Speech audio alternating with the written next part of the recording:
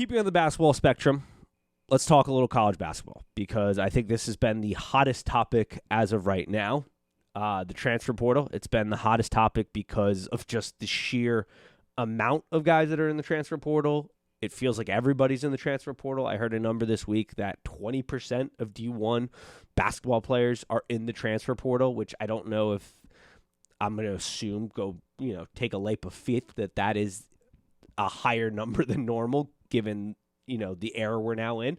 I think the thing that was the most shocking is the types of players that went into the portal. I think most people would expect, the bottom tier of your team is probably going to enter the portal.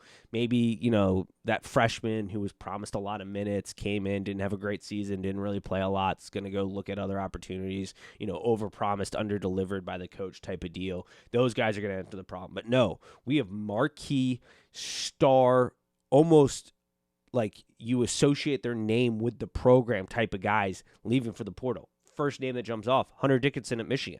I mean, a guy like that entering the portal definitely sends a shockwave of like, whoa, what's going on here? Because that's a guy that when I think of Michigan basketball right now, that's who I think of. You're at a big name school, big brand school. The NIL money has got to be there. Like you're a big fish in a big pond. You have the ability to play in one of the premier conferences and an opportunity. Yeah, the season didn't go as you wanted this season, but like you've got opportunities for next year to bring in a really good team and really go compete for a national championship, in my opinion. And then you got guys like Ryan Nimhart at Creighton, a team that, when you look at it, a national championship contender team this season. Like they absolutely had the ability, it's a last-minute foul call at the end of the game to lose by a shot. That knocks them out of the tournament, but they were certainly a team that's coming into next season, returning an enormous amount of production. You have the core of that team coming back. And Ryan Nimhart, starting point guard, guy averaged 34 minutes a game, 12 points, 4 rebounds. Like, who knows what's going behind the scenes, but like that's a guy that historically you'd be like, all right, he's going to be back. We're bringing back our core. We're going to have the chance as long as we stay healthy and things we get a couple breaks. We're going to be competing for a Final Four national championship next season. And now you lose him to the transfer portal. He's apparently going to Arizona. And who knows what's going on behind the scenes. There could be stuff going on behind the scenes that, maybe Doug McDermott stinks, and he's been absolutely awful to Ryan Nimhart or something. I don't know. Like, who knows what went on behind the scenes. And I'm not here to kind of wring my hands at Ryan for making a decision that he believes is best for his future. But like, a couple years ago, this would never have happened. And it creates, I think it's definitely better for the players, the era we're in. Obviously, it's a player error. I think the people that are losing out are sort of the fans. But it's a double-edged sword because I feel for the Creighton fans because that's a team that you think is going to really break through next year because you're returning your core from a team that was a Final Four contender this year, like easily had the makeup of a Final Four team, potentially a national championship type of run. They played well in the tournament. You're returning that production next year. Everything's kind of aligned. You're in a marquee market in the Big East, not necessarily your specific market, but you're in the Big East. You've got access to a lot of great recruiting lanes, especially around the Eastern Corridor. You play in Madison Square Garden for your conference championship. You're going to have broadcasted games. Like, you're in a great spot. You got Warren Buffett money there. Like, as a fan, you're feeling really good heading into next season. And then, boom, your star point guard gone, transferred. That sucks. Now, on the other end of that sword, the transfer portal is awesome because you have teams that can turn around in 1 year. They hit the portal hard. You look at Miami. Hell, you look at my alma mater, Xavier. The table was set by Travis Steele. He recruited a ton of great guys, but Sean Miller goes into the transfer portal, gets that missing link, which is Sule Boom, the point guard, and we're off like wildfire. Like, awesome season. Turns completely around. Make the tournament. A really competitive team who unfortunately didn't show out for that Texas game, but like a great season. Enjoyed every moment of it because we hit the transfer portal. We got a key piece. And our season's turned around, and it looks much different than it had looked had we not been able to get Sule Boom. So the transfer portal is definitely a double-edged sword for the fans, but it does sort of suck. And I think we're we're in the Wild West of college basketball, like just pure and simple, the Wild West of college basketball.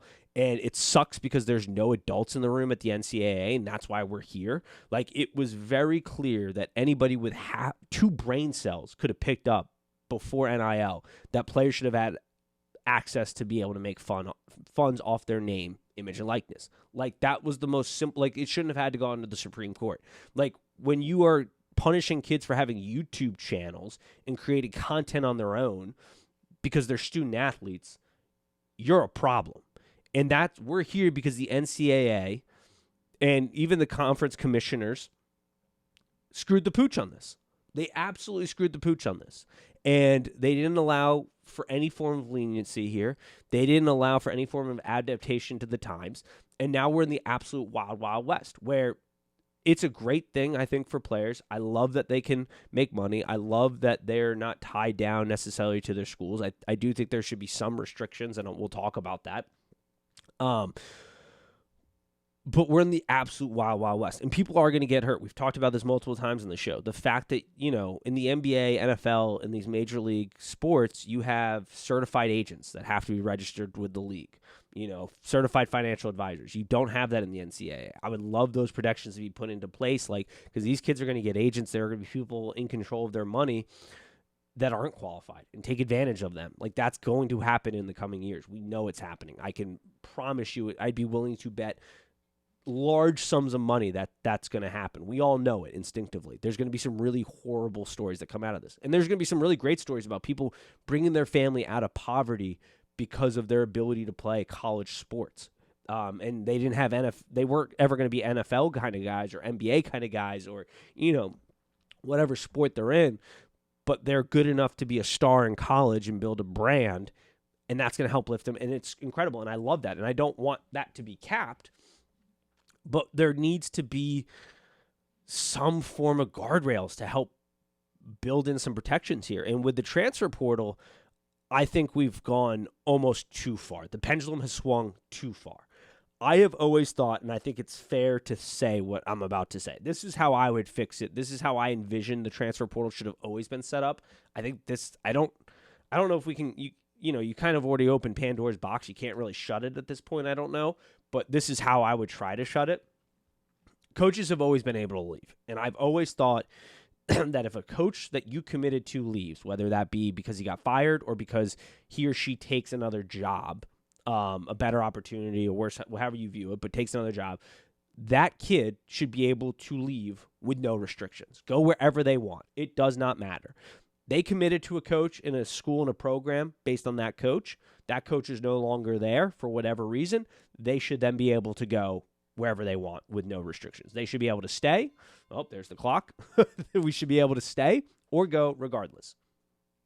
Cut and dry. I also think kids should get a mulligan.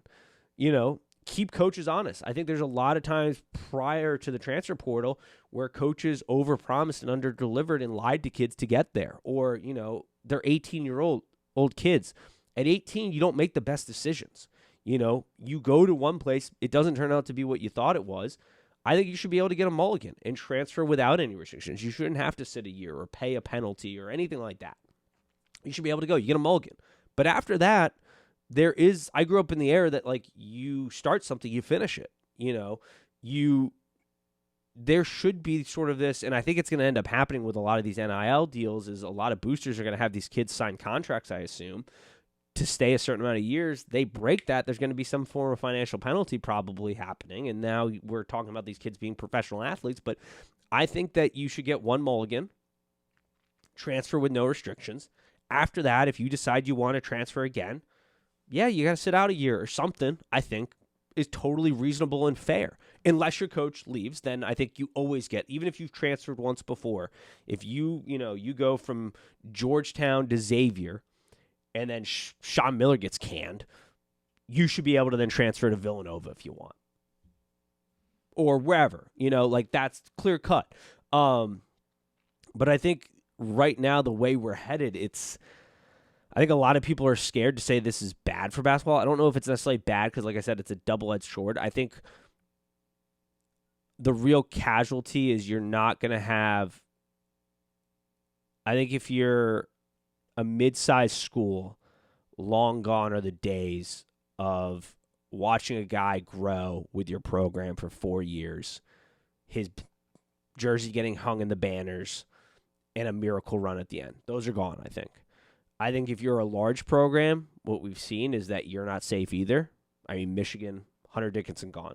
Ryan Nimhart gone. From what everybody's brain instinctively, we don't know behind the scenes, like I said, but like that is a perfect situation. It's a point guard friendly offense. You've got your core guys coming back to make another run at it. You're in a great spot, and Ryan Nimhart's gone. Like, so nobody's safe. So I think there will be guys who want to build their name at a school, want their jersey hung up in the banners, want to be associated with that school. But I think they're going to be a few a dozen at best. I think those days are sort of gone in college basketball if we continue on this trajectory. And that's a loss. Like that is certainly a loss. Now, change is not always bad. Like I said, this opens the possibility that if you had a really shit year last year and you don't have a great recruiting class, you can hit the portal hard, get some veteran guys in there that are good, solid basketball players, and your season can turn around like that next year. But I think a lot of the things that we love that make college basketball are going to be changing. And I do think there should be some guardrails in place. Now, that is not being anti-player, I don't think. I think it's just, there's a lot of aspects to it. And I do think there should be more freedom on the player's part. But, like, unlimited, and same thing with coaches and all that, but, like, unlimited, I think we're going to get to a point if we keep going down this trajectory where it's like, all right, these kids are just going to sign contracts for, $50,000 a year, $100,000 a year, $250,000 a year, $1 million a year, whatever. And they're just going to become professional athletes. Like it's just a minor league system. And then, why am I going to class or whatever? It's just the fundamentals are changing if we don't sort of start talking this through as a collective. And I think, for players, it's a double-edged sword too. Like I think there's a lot of guys that, yeah, it's great to be able to go wherever, but there's also a lot of guys that are like every year are going to have to be like, hey, coach, what does my spot look like? Like, I committed to you. I'm busting my ass the best I can. Like, are you hitting the portal to replace me? Like, what? Like, I think it creates a lot of anxiety and doubt, too, in the system. And I don't know that it necessarily creates for mental health has become such a conscious part of our societal fabric at this point. The grass isn't always greener on the other side. There's a lot of doubt now as to, is your position safe? It's just a lot. And I think, the conversation will be evolving, but yeah, that's what I would like to see. I would like to see a situation where the transfer portal is, if your coach leaves, whether fired or gets another job, you can leave with no restrictions. You also get a mulligan. So you get 1 year where you can just transfer for whatever reason.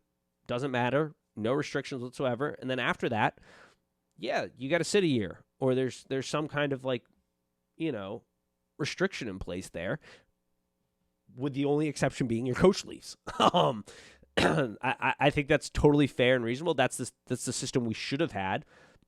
Had we had that, I don't think we're in the position we are today. Had we allowed kids to make money off their name, I don't think we're in the wild, wild west. And had we thought about this logically, but we don't have adults in the room at the NCAA. Plain and simple. There's no adults in the room. There's not two brain cells in the NCAA. Sort of like over at HBO. There's not two brain cells at Warner Brother. HBO Max is just becoming Max. The most iconic brand in television, in entertainment, is just gone. Like, so many brands would give up their firstborn child to have the brand recognition that HBO is. HBO is synonymous with the highest quality products in entertainment. And they just say, no, we're getting rid of, it's the Sean Parker scene from Facebook, like get rid of the, but instead of that, they're getting rid of the most important part. It's like Facebook was just called the. It's so stupid. What a bunch of idiots. Executives, high-level executives across the board, NCAA, Warner Brother, whatever. These people aren't smart, folks. They're lucky they had connections. That's how they got there, because we keep seeing decisions in modern day that are just the dumbest things I've ever seen. So yeah, those are my thoughts on college basketball. Wrap up at this point, just talking about my Bucks. Devin White, that sent sort of some